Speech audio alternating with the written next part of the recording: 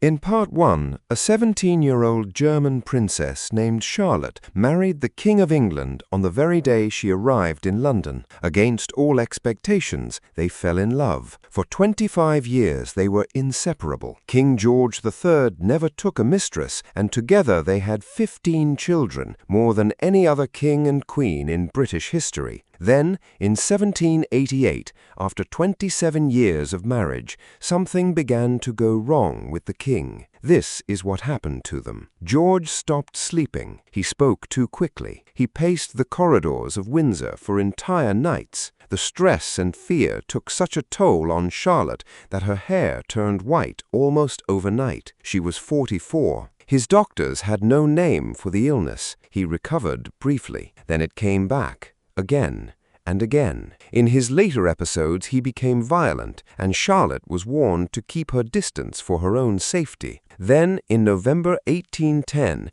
his youngest daughter died. Her name was Princess Amelia. She was 27, dying of tuberculosis, and her father had visited her every single day. When she died, something inside him broke that nobody could put back. He was moved into permanent seclusion at Windsor Castle. For the next 10 years, the King of England wandered the corridors of Windsor, going blind, then deaf, then unable to walk. He grew his hair long and his beard untrimmed. He held imaginary conversations with the dead. The Royal Archives still hold a doctor's note from 1811 recording that George had spoken to Princess Amelia for an hour in his room, giving her a minute account of all the particulars of her funeral. She had been dead for over a year. On the 17th of November, 1818, Queen Charlotte died at Kew in a black horsehair chair with her daughters Augusta and Mary beside her. The chair still exists today. A note pinned to it reads,